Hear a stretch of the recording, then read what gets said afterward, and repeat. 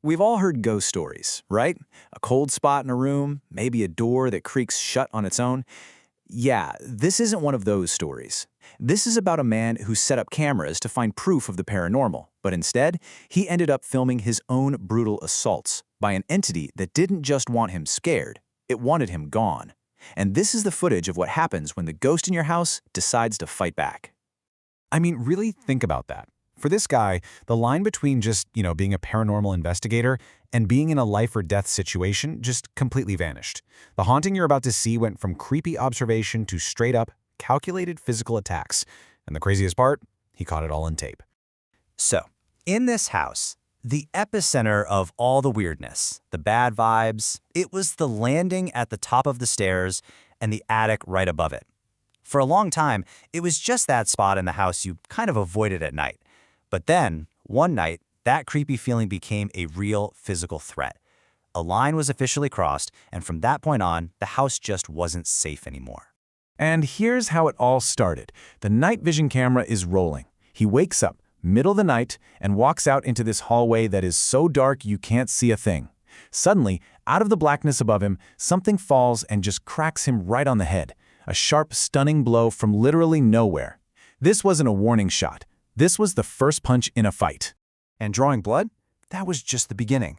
After that first encounter, it was like a switch was flipped.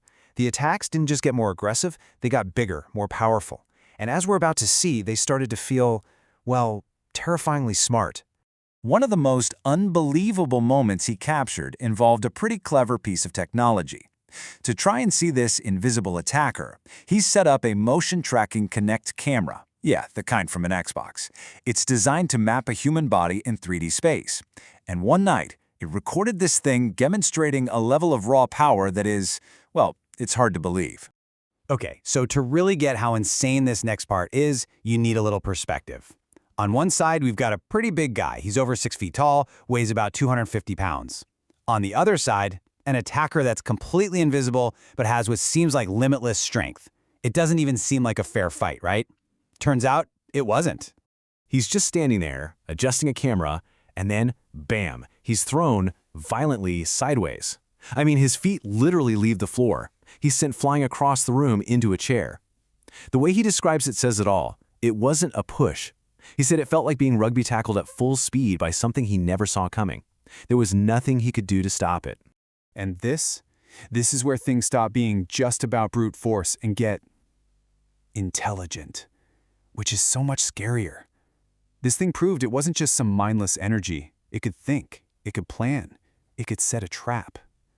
And the guy was hunting for a ghost suddenly realized that in his own home, he was the one being hunted. So how do you trap a ghost hunter? Well, first, you lay some bait. The entity starts making noises on the stairs, trying to get his attention. So what does he do? He sets up motion detectors all the way down the staircase. And what does the entity do? It triggers them, one by one, from the bottom step all the way to the top, like someone was walking right up to him. It was a clear, deliberate pattern, all designed to do one thing, get him to come out. And just like that, the trap is sprung. The camera actually catches a shadow forming and moving up the stairs, setting off each alarm in order. The second he steps out of his room to see what's going on, a heavy porcelain cross that was stored away deep in the attic drops from the hatch, shattering just inches from his feet. The timing was too perfect. This was a premeditated ambush. So after being toyed with, after being ambushed, he decides, that's it. I'm done reacting, I'm going to it. He hears these loud, violent bangs coming from right above his head, and he makes a decision. He's going to confront whatever's in the attic right then and there. It was a massive mistake that led to the single most dangerous moment of the entire haunting. The showdown begins not with a whisper, but with a roar. Loud, aggressive banging just echoes from the attic. It sounds angry. It sounds like it's tearing the place apart. Whatever is up there is making itself known loud and clear, and he grabs his camera, ready to face it. But there's no ladder handy. So in the heat of the moment, he makes a really bad call. He grabs a kitchen stool, one of those unstable breakfast bar ones. It puts him in this incredibly vulnerable position, teetering right underneath the source of all that rage. He somehow gets his balance, pushes open the attic hatch, and peers into that pitch-black space. And for just a split second, the camera light catches it, a large, dark shape lunging out of the darkness straight at him. His reaction is just pure instinct. He flinches back. But on that wobbly stool, that sudden movement is all it takes.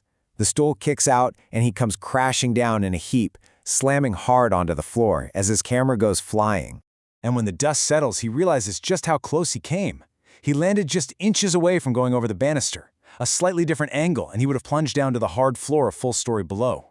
This wasn't just to scare him. This was an attempt on his life. But what came next is in a lot of ways even more chilling. Because after that fall, the attacks, they changed.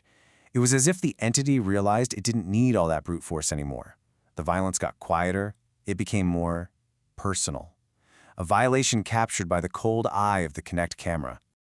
Okay, so quick tech check-in so this all makes sense. You know the Xbox Kinect? It works by mapping a person's skeleton and showing it as a stick figure on screen. Well, a Kinect anomaly is when that camera maps a human-shaped figure when there's absolutely nobody there. And that's exactly what it picked up next. He's woken up from a dead sleep by a noise. On the Kinect feed, he sees two distinct stick figures just materialize in the empty room with him. He sees a shadow with his own eyes and scrambles backwards, tripping over the sofa. But here's the crazy part. He wasn't pushed. He felt absolutely nothing. It was only later, when he was looking at the footage and felt this sharp, burning pain, that he found them. 3 deep red scratches carved right into the back of his neck. And that's when the final, most horrifying realization sinks in. This thing was so powerful, it didn't need to throw him across the room anymore. It could hurt him without any force at all. This wasn't an attack to move him, it was an attack to mark him. A terrifying message written directly on his skin that basically said, I can get to you anytime I want. Which leaves you with one chilling question. What happens when it decides to do more than just leave a mark?